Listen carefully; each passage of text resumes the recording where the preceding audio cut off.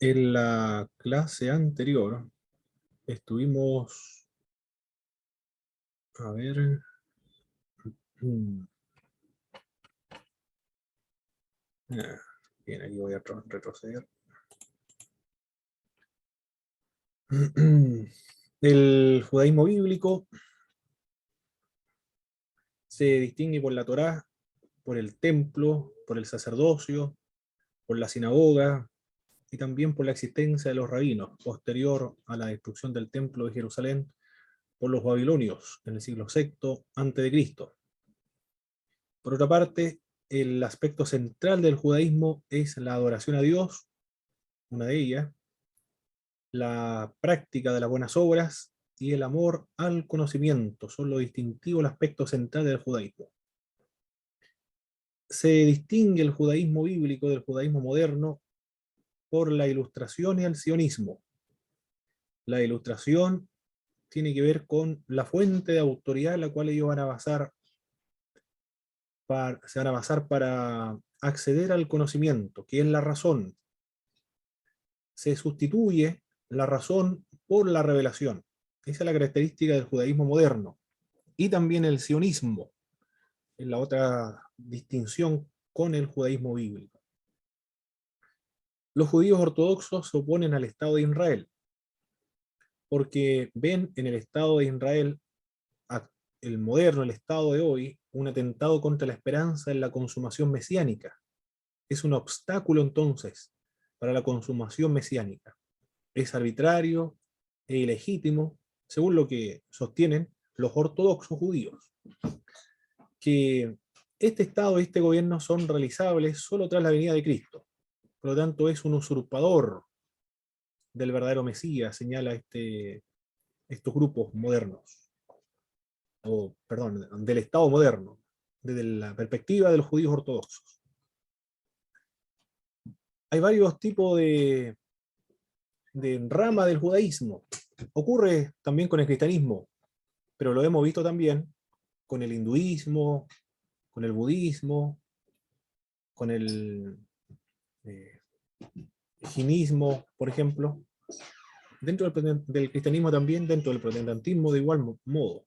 Están los reformistas, que son los liberales o progresistas, los ortodoxos, que son los herederos de la tradición, el judaísmo más sortío, más conservador, que sirve como de bisagra de los ortodoxos con los liberales. Y también hay grupos más pequeños como el caraíta del judaísmo mesiánico. ¿Por qué los judíos jamás han promulgado un credo oficial? Porque el judaísmo, como ocurre también con los musulmanes, son más prácticos, no son tan dogmáticos, sino son prácticos. El cristianismo es más dogmático, y en la historia del cristianismo se enfatizó la definición precisa, lo más profundo, lo más acertado, lo más correcto en cuanto a la precisión de la naturaleza de Dios o de las doctrinas. Y aquellos que no adscriben a estas doctrinas que fueron establecidos en los concilios ecuménicos universales quedan marginados a la herejía. Pero acá en el judaísmo no existe, es muy raro, existen excomuniones, por supuesto, expulsiones de sinagogas, pero no es poco frecuente, no es común como en el cristianismo. En el cristianismo existen herejías. En el judaísmo lo expulsan porque alguien se ha convertido en una persona, eh, por lo menos ocurre dentro de los ortodoxos, que no cree exactamente desde esta perspectiva de los ortodoxos, pero puede permanecer en una rama, por lo menos la parte cultural sigue siendo judío. Los judíos están más unidos por sus actos que por sus creencias. Esa es la característica de los judíos, por eso que no han promulgado ningún credo oficial. Los cuatro grandes sectores del judaísmo que constituyen su anatomía espiritual son la fe, la observancia de la cultura y también de la nación. Eso fue lo que estuvimos viendo la semana anterior. Ahora vamos a trabajar También vamos a continuar con el judaísmo. Y después una religión muy cercana y que proviene también del judaísmo, que es el islamismo. Primero vamos a trabajar con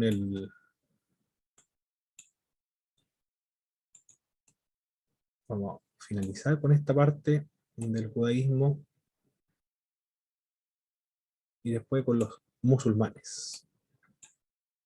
Perfecto, ahí vamos a trabajar entonces. Profe, ¿Sí? ¿se maneja alguna fecha de inicio del judaísmo o no? El judaísmo bíblico, ¿verdad? Sí. El, hay cuando se dice de inicio del judaísmo, con Abraham y con Moisés, del inicio del judaísmo, pero no hay eh, una, una, una claridad, concretamente se puede decir con Abraham o con Moisés. Hay una confusión en cuanto a cuándo se origina el judaísmo.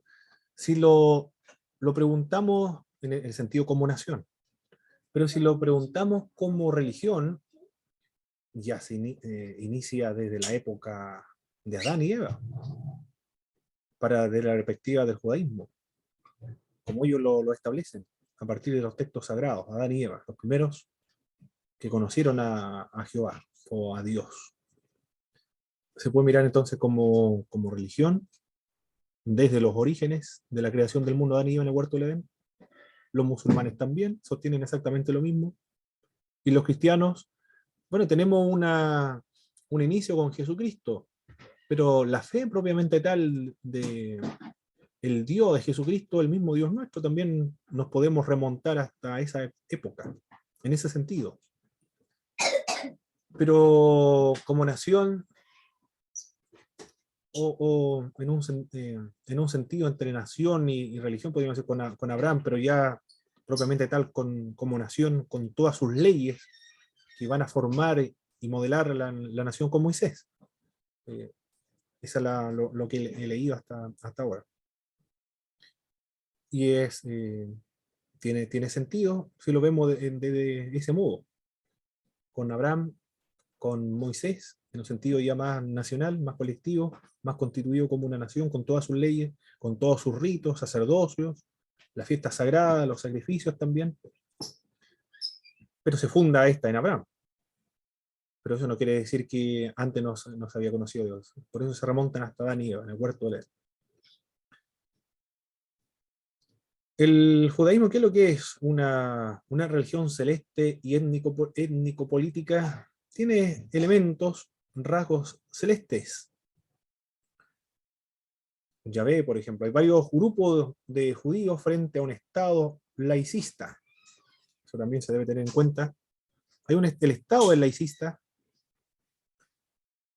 que intenta rejudaizar a Israel mediante la imposición de un sistema sociopolítico basado en el camino a seguir, que se conoce como la Halaká, el camino a seguir. El Estado, que es laico, pero para conservar la identidad nacional, impone la ley de judía del Antiguo Testamento, con finalidades culturales, porque son laicistas, la gran mayoría son agnósticos. Y la finalidad es que reorganiza la nación toda la existencia de los judíos desde la más elemental funciones corporales cotidianas hasta la vida profesional o social. Es decir, la ley desde la parte del Estado, aunque no creen en lo sobrenatural porque son agnósticos y tampoco en Dios, pero pretenden darle el Estado de Israel actualmente una identidad. Y esa identidad es propiamente religiosa. Proviene de los escritos del judaísmo del Antiguo Testamento. Se impone leyes entonces, a partir de las 613 prescripciones que son extraídas de la ley judía. Entre estos movimientos se encuentran, bueno, el bloque de los fieles, hay uno de ellos, el Gush Emunim, movimiento político religioso que nace en el año 1973. El Techubá, retorno al judaísmo, los Jeredim o los Hasidim, los piadosos, integrantes de un movimiento místico que fue fundado por un judío polaco, maestro santo, el maestro del santo nombre, Baal Shem Tov. Y esto viene entonces de parte del Estado, intenta modelar el carácter de la nación, la identidad nacional, por medio de elementos propios de la religión. Tiene elementos celestes, Yahvé como una divinidad celeste. El viento, la brisa, la luz, son el reflejo de la gloria de Dios. Sus teofanías también, en la mayoría de los casos, son brillantes, van acompañados de fuego, de relámpagos. La columna de fuego, o luminosa las noches del desierto, en el templo, etc., tiene esa característica de rasgo celeste, una divinidad celeste, características de elementos que proviene del cielo.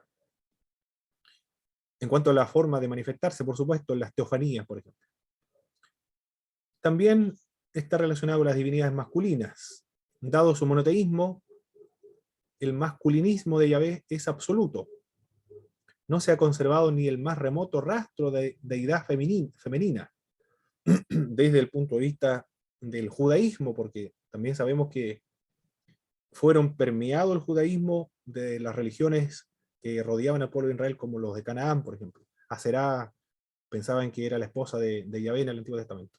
Sí, lo estamos viendo desde el punto de vista del judaísmo puro. Por eso que no se ha conservado dentro del judaísmo un nombre femenino para referirse a alguna deidad, siempre en el sentido masculino. Hasta el extremo de que el hebreo no puede nombrarlas. Es decir, en hebreo, para referirse a una divinidad, carece de una palabra para referirse a la diosa. No existe en el hebreo un término que designe a una diosa, porque no existía ni siquiera en el mismo idioma ese concepto de una deidad femenina. Por ejemplo, para designar la bondad y la misericordia divina se usan términos para masculinos y femeninos. Se asemejan el amor de Dios por su pueblo al amor de una madre con su hijo. Dios es comparado como metáforas femeninas, como por ejemplo una gallina quise juntar al pueblo de Israel como una gallina a sus polluelos, como el amor de una madre.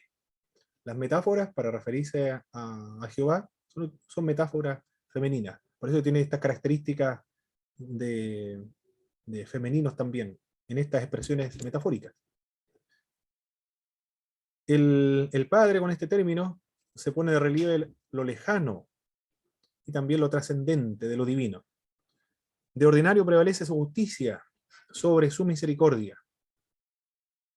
Además, Jehová generalmente es padre del pueblo israelita en un sentido colectivo, el padre de la colectividad o de la comunidad en general. Por eso cuando Jesucristo en el Nuevo Testamento se refería a Jehová como mi padre, era inapropiado para los judíos de esa época, porque se concebía al padre como un padre de una colectividad, no de modo individual.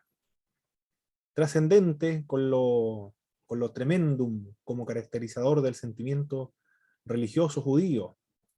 Las apariciones de Dios a Abraham, de Ur de los Caldeos, o de Moisés, por ejemplo, al zarza ardiendo.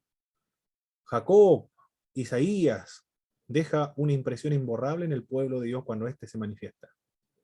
Esa es la idea del tremendum. Esto explica el temor de pronunciar el nombre de Dios, que es conocido como el tetragramatón, el nombre inefable, el que no se puede pronunciar, porque se violaría o correría el riesgo de violar el mandamiento: no tomarás el nombre de Jehová tu Dios en vano. También otro rasgo de celeste es los antropomorfismos, la prohibición mosaica de hacer imágenes de Jehová o de Yahvé, prueba de que Dios carece de figura humana, aunque se refiere a Dios como el rostro, las piernas, los brazos, las espaldas, la mano, el ojo, la nariz, el oído de Dios. son expresiones antropomórficas para referirse a la divinidad. Se adapta al lenguaje humano para describir lo espiritual y lo celestial. O también cuando tiene elementos de sentimientos, claro, de Dios teniendo sentimientos, se le concibe con características propias de los sentimientos o pasiones del ser humano, como la ira, el amor, la misericordia, o la venganza, entre otros, que son muy distintos estos sentimientos a los sentimientos humanos, por eso que se conoce como la antropopatía, que no son literales porque son diferentes a los nuestros, no son el mismo amor, la misma misericordia, la misma ira, los mismos celos, no son exactamente los mismos nuestros. Por eso se concibe como como antropopático, o expresiones antropopáticas.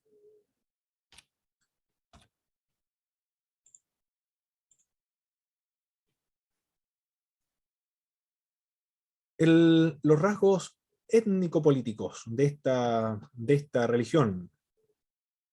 Con respecto a la pregunta que me planteó el hermano Christopher acerca de los orígenes, hay una confusión, así como de la historia sagrada y la civil. Confusión de los orígenes, así como de la historia sagrada, nacen con Abraham, en la alianza en Dios y el pueblo en el monte Sinaí. Ahí existe esa confusión, Abraham o con Moisés. Uno que lo llama de Ur de los Caldeos, y el otro que se entrega las leyes en el monte Sinaí, para darle inicio a esta nación. La otra característica de este grupo es el pragmatismo religioso. Bueno, ya vimos que son pragmáticos, no son dogmáticos, sino pragmáticos. Del pacto entre Dios y su pueblo fluye una serie de derechos y obligaciones que son recíprocas. En todos los libros sagrados, especialmente los libros históricos, resalta el pragmatismo, que implica el convencimiento absoluto de que si se mantienen fieles a la ley, a la Torá, a la ley de Moisés, van a ser bendecidos. Pero si desobedecen, van a ser maldecidos.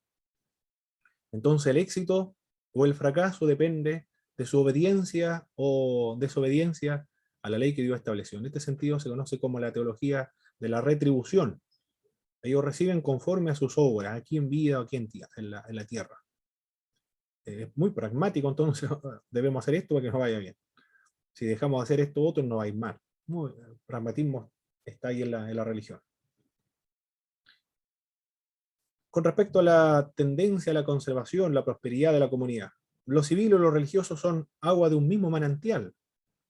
Como estamos estudiando acá una religión del Medio Oriente y del Oriente, que tiene las mismas cualidades o las mismas cosmovisiones del Extremo Oriente, como señala un autor, no recuerdo el nombre ahora, de la teología de la liberación, creo que se llama Ruh. ¿Cómo se llama el nombre aquí? No sé si lo tengo por aquí en alguna parte. Pero hablaba acerca de la teología de la liberación del Extremo Oriente, referirse a los pueblos prehispánicos.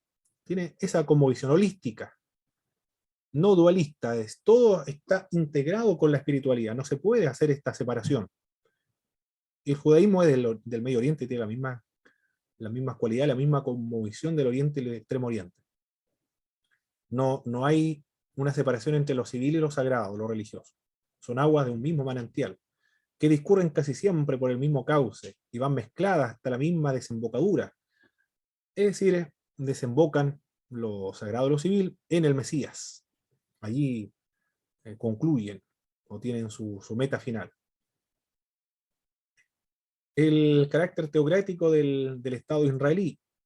Lo sagrado se sale de su cauce, específicamente religioso, para desbordarse, inundando las vertientes del quehacer profano y también el civil. Se concibe el Estado de un Estado laico o laicista, pero que está influido las prácticas y la cultura por lo religioso. Siempre el gobierno en Israel fue teocrático. Todavía en nuestros días el Estado de Israel ofrece la paradoja de ser un Estado teocrático ateo. En el Antiguo Testamento era una teocracia propiamente tal, en la época de los jueces, cuando se establece la monarquía, es una teocracia, pero mediante la monarquía. Y ahora sigue siendo una teocracia, pero es muy extraño esto, un gobierno de Dios, pero ateo. Es un estado teocrático ateo.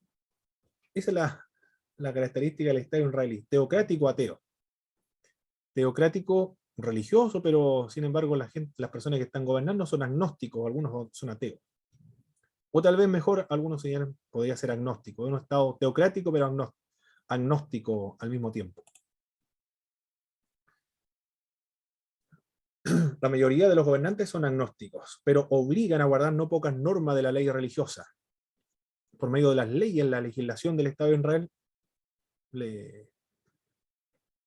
le obligan a las personas, o a la gente, a la sociedad civil, a guardar las leyes judías. Como por ejemplo el descanso sabático, con sus numerosas derivaciones, normas sobre los alimentos, que deben ser compatibles con la fe. Por ejemplo, los restaurantes no pueden servir carne y productos lácteos mezclados en la misma comida. Esa es la característica de este pueblo. El Estado de Israel es un Estado teocrático, pero ateo, agnóstico, no son laicistas, pero las leyes que regulan el país están basadas en la ley de Moisés. No son proselitistas, aunque originalmente en los tiempos antiguos eran prosélitos. En los siglos segundos competían las religiones cristianas con la judía. Por eso que se esfuerzan los cristianos de combatir el judaísmo, porque estaban ganando adeptos, ambos estaban compitiendo por ganar sus respectivos prosélitos. En la actualidad no lo hacen o no practican el proselitismo. Solo lo practican entre ellos mismos, entre ellos, los que son judíos. Le van a hablar o lo van a judaizar a aquellos que son judíos, para que viva como judío. La carencia de proselitismo fluye espontáneamente y necesariamente de la identificación entre la religión étnico-política. Ese es el proselitismo que ellos realizan, dentro de su propia comunidad, pero no a un gentil para judaizarlo. Un judío que se convierte a otra religión, si se hace cristiano, como de los derechos de los ciudadanos del Estado de Israel los pierde, e incluso de su misma familia de sangre. Es excluido tanto de la religión como de los derechos del ciudadano del Estado de Israel y de la misma familia de sangre. Eso en cuanto a los rasgos étnico-políticos de estos grupos. Los rasgos definitorios del yavismo que lo diferencia de las demás religiones. El monoteísmo. Bueno, tiene la misma característica de los musulmanes acá, pero el cristianismo también tiene la misma. La única diferencia con el cristianismo es de que el cristianismo es trinitario. Esa es la diferencia. Lo distintivo del cristianismo es eso, son trinitarios, una religión trinitaria. Pero el monoteísmo, si se ve en el universo de las religiones antiguas, de la historia de las religiones del mundo, es una isla en un océano de politeísmo. Es sumamente extraño que un pueblo, en medio de un mundo de idolatría, de una diversidad de creencias acerca de los dioses, enoteísmo, monolatría, animismo, politeísmo, exista un grupo, un pueblo que sea monoteísta. La explicación que se da es que esta creencia es y proviene de la revelación, no hay otra explicación, no puede venir de parte de la razón. Es un misterio entonces, que se comprende por medio de la revelación. Los pueblos primitivos fueron incapaces de llegar al conocimiento racional de un solo Dios. Algunos sí, pero algunos no están absolutamente de acuerdo si era una práctica monolátrica, por ejemplo, como ocurrió con uno de los faraones en Egipto, pero este monoteísmo judío es exclusivo. La historia de las religiones muestra la existencia de monoteísmo en los pueblos de la antigüedad y los actuales de África, Australia, por ejemplo. Lo inexplicable del monoteísmo yavista se esconde en su realidad única a lo largo de la historia milenaria. El monoteísmo israelita es una isla que a veces recibió salpicaduras de politeísmo o de las religiones que estaban alrededor de este pueblo. Pero en esencia siguió siendo siempre monoteísta, por lo menos los profetas eran predicadores de volver al Dios único y verdadero, el Dios de Israel, o del pueblo del pacto. La otra diferencia del judaísmo en contraste con las otras religiones o las demás religiones es la condición ética moral de Jehová o de Yahvé. Aunque haya alguna excepción, el politeísmo de las religiones celestes y étnico-políticas está reñido con la condición ética y moralmente buena, con la santidad de sus dioses o diosas. Por otra parte, Jehová es diferente. Es una divinidad esencial y eminentemente ética, en el sentido pleno de la palabra. Dios es 3 veces santo. Cuando se habla o se repite este atributo de Dios, santo, santo, santo, es Jehová Dios del universo, es una forma de hacer un superlativo para referirse a una absoluta santidad de Dios. En Isaías, en el libro Levítico, santo seréis porque yo, Jehová vuestro Dios, santo soy. El sumo sacerdote, en la mitra, en la placa de oro en la frente, llevaba inscrito esta inscripción, santidad a Jehová, para recordar al pueblo que debían ser como Dios, porque su Dios es santo. La ética de Jehová es radicalmente diferente a todas las otras naciones o otros dioses que estaban alrededor. Es absolutamente santo, puro, perfecto. Lo mejor que puede concebir la mente humana acerca de algún dios. Esto es revelado en todos los otros dioses tienen características positivas, negativas, debilidades, y cambian, o son cambiantes. En cambio, él tiene lo más puro, lo más perfecto que puede ser concebido por los seres humanos. Esta cualidad o esta característica de Dios fue reflexionada por los cristianos que querían argumentar acerca de la existencia de Dios. Y a este argumento le denominaron el argumento ontológico. Si yo pienso en Dios es porque Él debe existir. Cuando yo pienso en Dios es lo mejor que mi mente humana puede concebir. Lo más perfecto que puede concebir mi mente es Dios. Y si mi mente es capaz de concebir lo más perfecto, es porque debe existir. Ese fue el argumento que emplearon los cristianos antiguos para argumentar la existencia de Dios. Ontológico le denominaron ellos. Lo mejor que se puede concebir en la mente es Dios. Esa es lo distintivo del judaísmo de las otras religiones, la condición ética de Jehová. La otra distinción de Jehová en contraste con las otras religiones es la divinidad. Esta siempre está activa y está presente en la historia de su pueblo. No está en un panteón alejado de sus fieles, sino que está dentro de la historia, dentro del pueblo. Y siempre está activa también, y presente en la vida de la historia del pueblo. La característica general de las otras religiones celestes es la inactividad de sus dioses, o están en una situación pasiva. En cambio acá está presente. Por ejemplo, Urano, el cielo en griego, después de su castración, se retira al cielo para convertirse en un dios inactivo, después de haber creado el mundo. En su lugar, otros dioses reciben la adoración, o los espíritus intermedios, tanto benéficos como maléficos. Jehová no se retira a un lugar alejado, donde ya no puede entrar en una relación, o ya no puede estar en contacto con la humanidad. Dios está siempre presente en medio de su pueblo. Y está presente en el mundo, en la historia del pueblo de Israel. La historia del pueblo de Israel es el registro de la revelación de Dios.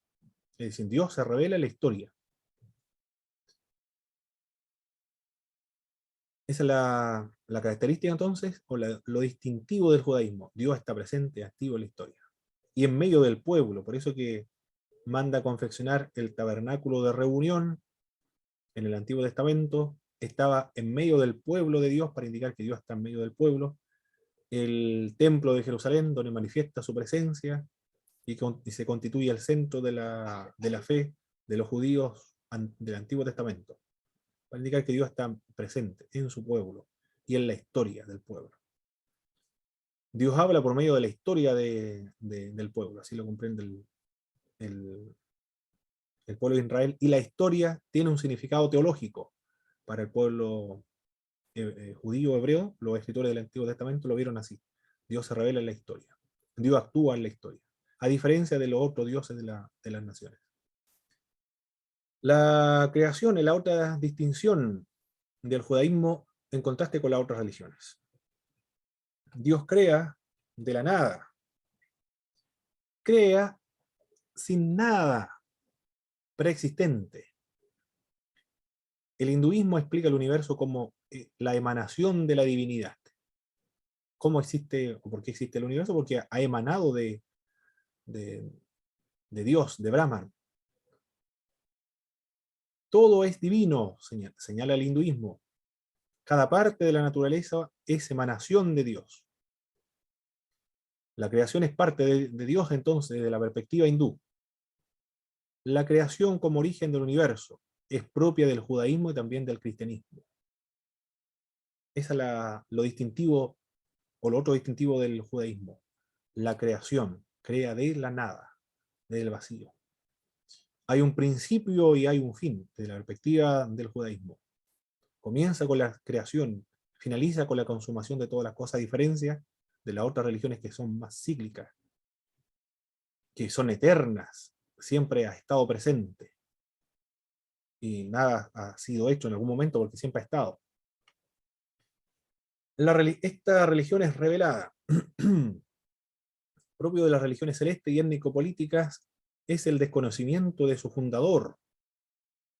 Sus orígenes se pierden en la historia.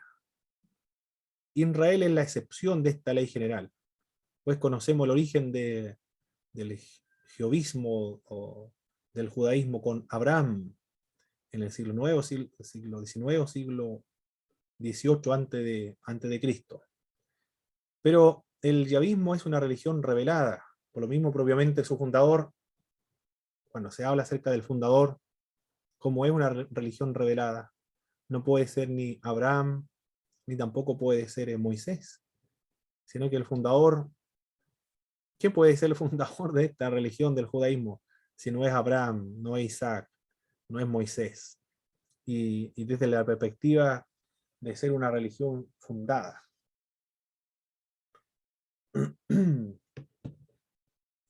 A diferencia de las otras, Jehová mismo es el fundador de esta religión, o Dios mismo la fundó.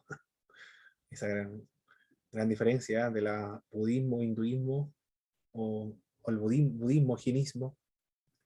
Acá es Dios mismo el que la funda esta religión. Y es así, porque Dios es el que ha constituido a este pueblo, le ha dado las leyes, lo ha hecho pasar por una historia donde Él se ha revelado.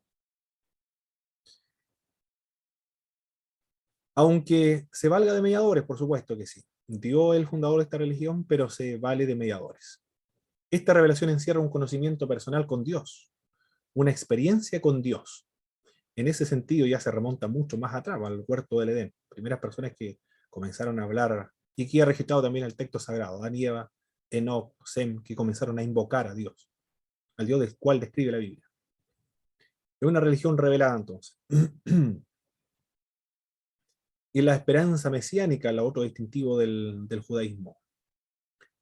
El pueblo judío está marcado por la esperanza de algo de alguien. El Mesías puede ser concebido como alguien, o puede ser concebido, recuerde, de las ramas que son progresistas o liberales.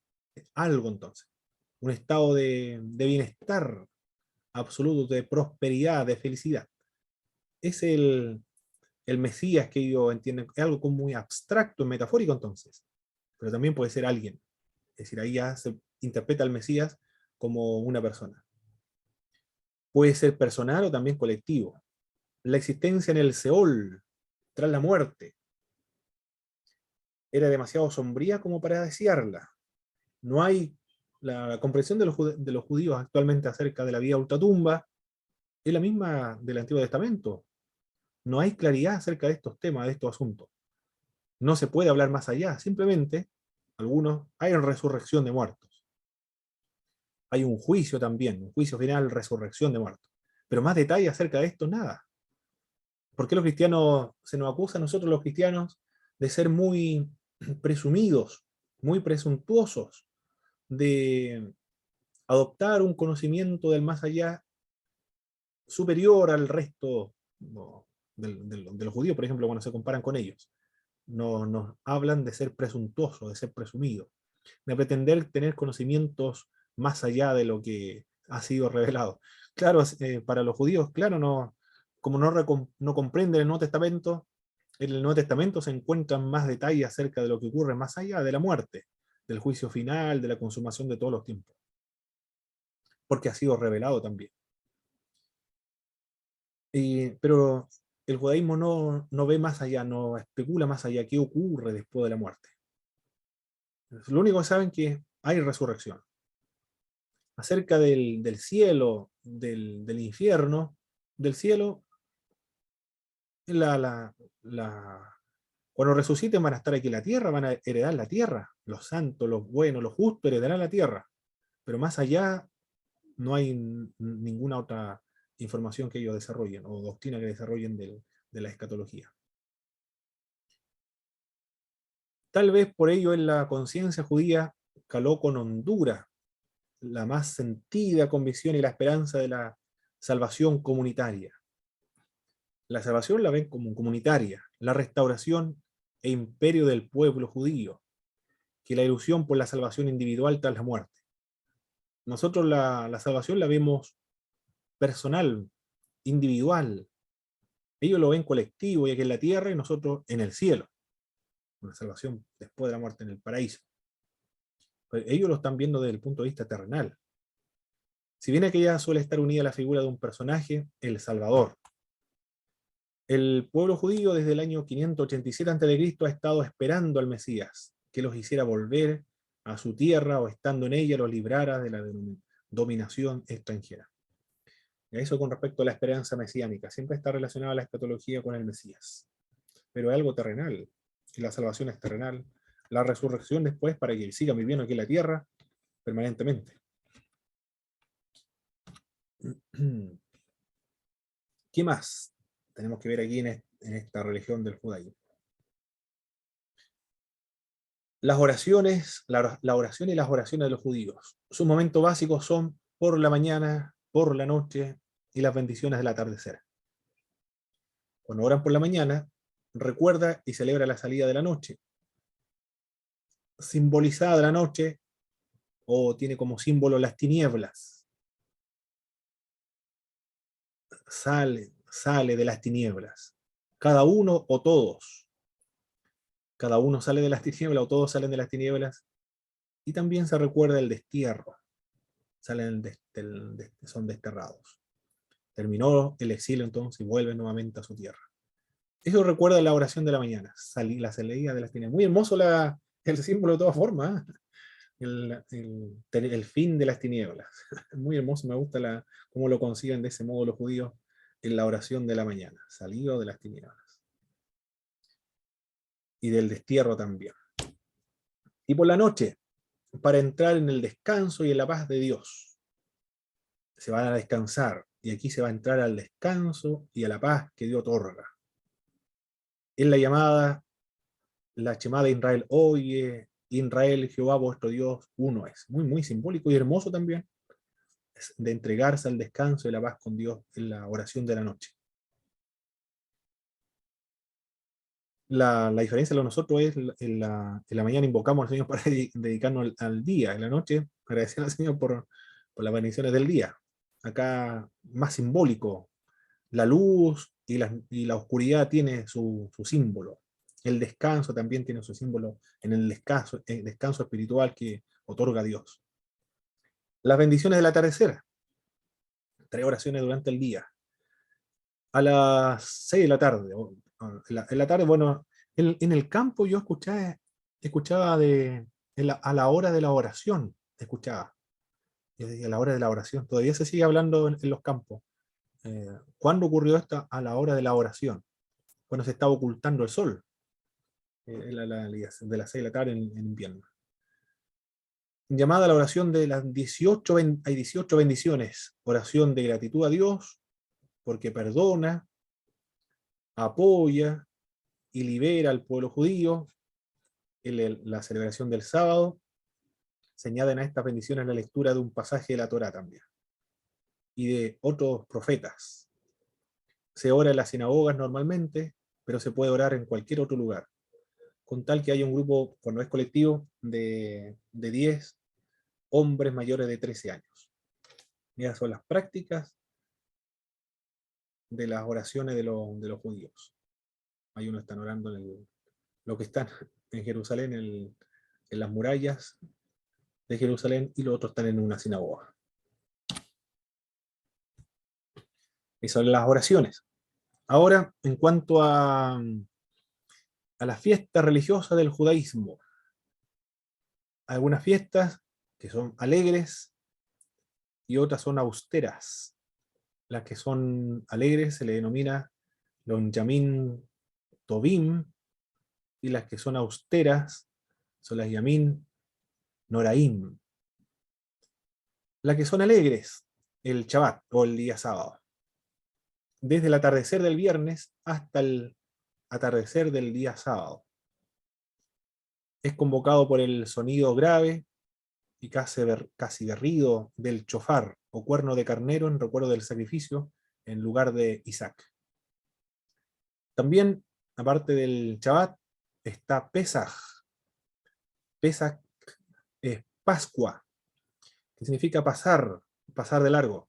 Esto yo lo he escuchado de pasar de largo cuando el ángel de Jehová pasa de largo en las casas de los primogénitos que están con los dinteles teñidos en sangre. Y también lo he escuchado, la otra explicación de Pesaj es que el pueblo pasó de la esclavitud de Egipto a la libertad, y pasaron el Mar Rojo. Así también lo he entendido el significado de Pesaj. En esos dos sentidos, el ángel pasó de largo, o el juicio de Dios pasó de largo, o pasar de la esclavitud a la libertad. En esos dos sentidos lo he escuchado, esta explicación de Pesaj, el significado de Pesaj, que se conoce como la Pascua. Es la memoria de la salida de Egipto. Ahora no se puede comer el cordero porque el templo está destruido. Pero como no hay templo, se sigue celebrando la Pascua. Y como no hay templo, no se puede matar un cordero, en su lugar se come en la cena pescado y también un pollo. Pescado y pollo. Se beben 4 vasos, más bien grandes, de vino, como señal de causa y señal de alegría. Durante 8 días se come pan ácimo, sin levadura. El padre lee el relato de la salida del Éxodo. Y todos los años ocurre exactamente lo mismo, y cada nueva generación debe considerarse a sí mismo como salida del Éxodo.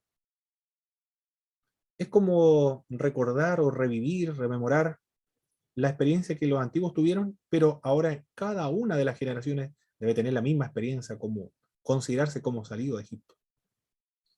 Y el padre se encarga de relatar este pasaje del libro de Éxodo. Es el Pesaj, o la Pascua.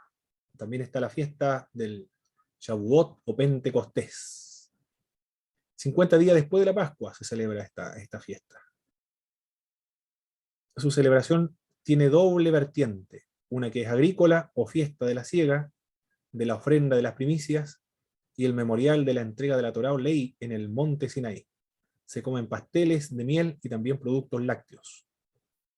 El cristianismo también tiene esta práctica, una excepción del Shabbat o el día sábado, porque si los cristianos observan el día o celebran el día domingo, no es para guardar o como sustituir el día sábado al día domingo, porque los cristianos no guardan a la usanza judía o desde la comprensión judía un día a la semana. Si celebra el día domingo es porque ese día se recuerda la resurrección de Jesucristo, pero las prohibiciones de lo que debe o no hacer ese día no corren para los cristianos, porque no cambiaron un día de la semana del día sábado al día domingo. Porque los cristianos ven el Shabbat como un descanso espiritual que Cristo ya lo vino a realizar y ya se ha experimentado, y los cristianos ya están experimentando el descanso de sus obras, el descanso espiritual. Y no es un día a la semana, sino que desde el momento en que se convirtieron. Celebran un día, el día domingo, pero por otras razones, no porque están observando un día a la semana, como hacen los judíos. La Pascua se ha cambiado ahora esta fiesta dentro del cristianismo. La Pascua en la Santa Cena. También hay otra Pascua que habla acerca de la Semana Santa, o el gran día de la resurrección, también se celebra. Algunas iglesias celebran Pentecostés, la venida del Espíritu Santo de Dios. Tiene otras connotaciones. Los nombres son lo mismo, ¿eh? Pascua, pero se le denomina la Pascua de Resurrección, y Pentecostés porque se celebra la venida del Espíritu Santo. En una oportunidad recuerdo un pastor, íbamos pasando por al frente en auto de una iglesia católica, estaban celebrando la Pascua, había un tremendo cartel de la celebración de la Pascua, y él me dijo, nosotros somos pentecostales, ¿por qué no celebramos perdón, el Pentecostés? Me dijo, me encontré sentido, no, de verdad no celebramos el Pentecostés, y eso que son iglesias pentecostales. Aunque algunas iglesias sí lo celebran, ¿eh? La Pentecostés. Yo sé que algunas iglesias evangélicas celebran Pentecostés. La luterana me parece mucho que la celebra, Sí. presbiteriana igual. A la luterana la celebra. La anglicana igual debe celebrarla, presbiteriana. Y sería magnífico, ¿eh? Porque se celebra la venida del Espíritu de Dios. No solamente eso, sino se celebra el origen de la iglesia. Importante esta fiesta. Bueno, como somos denominaciones, entonces se celebra cuándo nació la denominación, por eso que no se celebra posiblemente Pentecostés. ¿Cuál es la otra fiesta? El Sukkot, o fiesta de los tabernáculos. Memorial de la travesía en el desierto durante 40 años. Eso es lo que se celebra. En el patio o la terraza de la casa se levanta una tienda de campaña. Ahí hay una imagen abajo donde van a buscar las enramadas. Van a buscar ramas para poder confeccionar sus tabernáculos y recordar que ellos fueron peregrinos en el desierto por 40 años, cuando Hermano, salieron de la esclavitud de Egipto. Sí, hermana Belén, ¿cómo celebran los judíos Pentecostés? ¿De qué forma? no sé cómo lo celebra la Pentecostés actualmente, ¿eh? No sé, no sabría decirle, no tendría que ver. Debe haber algunos reportajes, he visto varios reportajes, principalmente de la Pascua, pero de Pentecostés, ahí sí no sabría decirle, ¿eh? Sí, por eso mismo, porque siempre se ve la Pascua o otras fiestas, pero Pentecostés no se ve como mucha información. Exacto, vamos a averiguar, ¿eh? En los reportajes documentales deben haber varios. Claro, ahí siempre mencionan las principales, del Shabbat le dan mucho énfasis. Pero Pentecostés, los tabernáculos también, pero Pentecostés no. En una vez vi un reportaje de un judío que era argentino, estaba en Israel, en Jerusalén estaba, y tenía una carpa, claro, no era enramada o hoja de árboles, sino que era una carpa como como una carpa gitana, así era. Tenía pero muy, muy elegante la carpa. Ah, en el patio de su casa, ahí estaba viviendo durante los días que dura esta fiesta de los tabernáculos. Otra fiesta estas que están contempladas en la Biblia, celebraciones comunitarias que están contempladas en la Biblia. El Año Nuevo, bueno, el Yom Kippur está contemplado en la Biblia. El Rosh Hashanah, Año Nuevo de los judíos, de 2 días de duración. El aniversario de la creación se celebra la creación del mundo. Con examen profundo de conciencia, comienzan los 10 días de arrepentimiento y de la conversión o al retorno a Jehová. En Lina está la fiesta también, ¿eh? El Año Nuevo. Se hacen examen de conciencia, se arrepienten y hacen un llamado a la conversión nuevamente a Dios, retornar a Dios. Muy, muy hermosa esta fiesta del Año Nuevo, por lo que implica de volver a Dios, de hacer este examen de conciencia. El Yom Kippur se celebra la purificación, la misericordia de Dios, la reconciliación con Dios y con el prójimo. Pero cuando se habla acerca de la reconciliación con el prójimo, no es como nosotros lo entendemos prójimo. Prójimo puede ser el jefe, puede ser un colega de trabajo, el prójimo puede ser cualquier persona de la perspectiva cristiana. Pero cuando se emplea el término de la perspectiva judía, el prójimo es otro judío, no es un gentil u otro que no sea judío. Entonces la reconciliación es entre los judíos, no entre los seres humanos o, o algún compañero de trabajo que no sea judío, por ejemplo. 10 días después del Año Nuevo Judío, se celebra el Yom Kippur. Es el día de ayuno absoluto. Esas son fiestas que se desprenden o están relacionadas, registradas en la Biblia. Pero no son las únicas fiestas, hay más fiestas todavía. Celebraciones comunitarias instituidas recientemente, como por ejemplo el Yom Ha'atzmaut o el Día de la Independencia de Israel. En Nueva, después de la creación del Estado de Israel, se celebra. El Yom HaZikaron o Día del Recuerdo, se recuerda a los soldados caídos en la liberación de Israel, cuando pelearon con los árabes o con las naciones vecinas con el recién establecido Estado de Israel.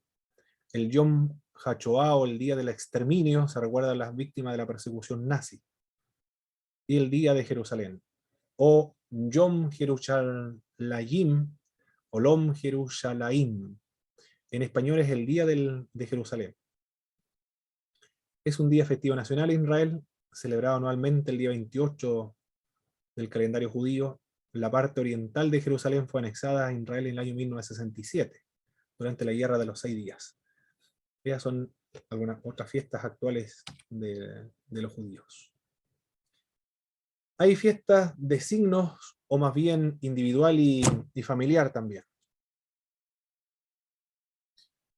Está el Brit Milá, o pacto de la circuncisión. 8 días después de haber nacido, todos los hijos, los niños, son circuncidados. El símbolo exterior del antiguo pacto, o del pacto del pueblo de Dios con el pueblo hebreo, si lo vemos desde ese punto de vista. Cuando se realiza la circuncisión de los niños y la imposición del nombre en la casa o también en la sinagoga, se le asigna un nombre. En el caso de las niñas, reciben el nombre en la sinagoga durante la semana siguiente al nacimiento. Otra fiesta o signo familiar, individual, es el Bar Mitzvah, hijo del mandamiento, cuando el niño cumple los 13 años y adquiere la mayoría religiosa, o sea, cuando empieza a ser responsable de su vida religiosa y de la asistencia a los actos del culto. Y las niñas cuando cumplen los 12 años, un año antes de los varones. El rito del mitzvah, o cuando los niños se hacen responsables en el sentido religioso y la participación en los cultos. También está el rito del matrimonio, o Kiddushim, presidido generalmente por el rabino en la sinagoga o en otro lugar digno, aunque siempre bajo un dosel, que es símbolo del nuevo hogar. Es el símbolo del dosel, un nuevo hogar. No tiene validez el matrimonio mixto, o aquel en el cual solo uno de los cónyuges es judío. Solo tiene validez cuando los dos o ambos son judíos. Al enfermo grave se le ayuda también en la vida futura, se le ayuda a recitar el Vidui o confesión de pecados y la manifestación de su fe en la vida futura. Esas son fiestas o signos más bien individual y familiar dentro del judaísmo. Eso es lo que teníamos que ver en cuanto a esto. Vamos a dar un repaso de lo que vimos en esta parte. Ya. Aquí pueden activar sus micrófonos, mis hermanos, hermanas, para responder lo siguiente. Los dos rasgos de la religión judía. ¿Cuáles son estos dos rasgos de la religión judía? Hay que recordarse ahí de las teofanías, del viento, del fuego. Celeste. Muy bien, uno de los rasgos es una religión celeste y también otro rasgo de la religión judía. Es étnico-político. Perfecto, muy bien. Por eso que no hacen prosélitos a los gentiles, porque ellos ven al judaísmo como una religión que es étnico, tiene que ser judío, y también político, que son parte del Estado de Israel. Puede ser creyente o incrédulo, liberal, racionalista, progresista, agnóstico, pero si practica algunos elementos culturales del Estado de Israel, es judío. ¿Cuál es el carácter actual del Estado de Israel? ¿Qué tipo de Estado es el Estado de Israel actualmente? Teocrático. Es un Estado teocrático, pero hay que agregarle algunas palabras para... Y ateo. Muy raro la característica del Estado, ¿eh? Esta designación Estado teocrático es contradictorio. Es teocrático, pero ateo al mismo tiempo. Muy, muy contradictorio. Bueno, como ellos son del Medio Oriente, no son... Este tema de ser contradictorio es propio nuestro. Ese problema lo tenemos nosotros, los del Occidente, que todo tiene que ser lógico y no se acepta o no se admite la posibilidad de la contradicción. En cambio, ellos sí, como son del Medio Oriente, puede existir, y también del Oriente, ¿eh?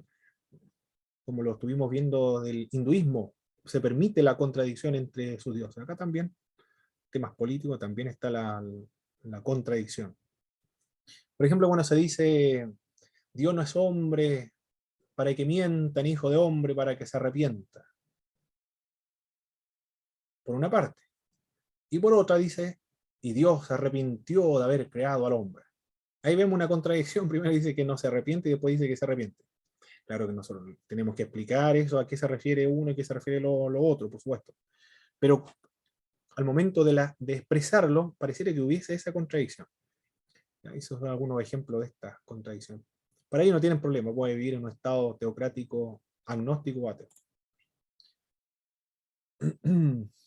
¿A quiénes proselitan o hacen prosélito los judíos? ¿A quiénes van a proselitar o hablarle de la fe?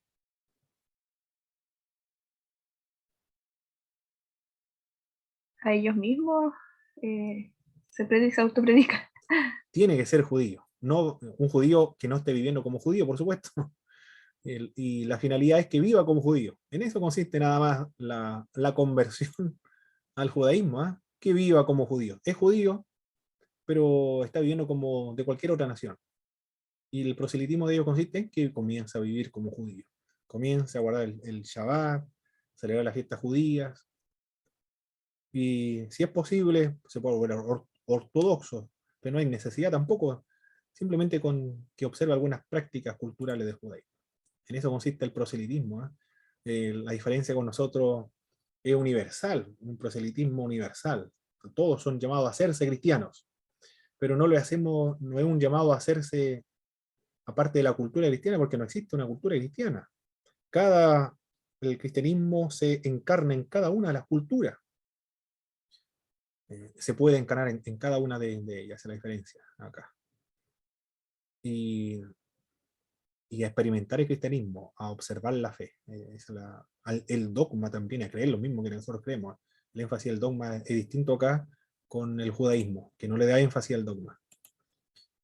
¿Qué más?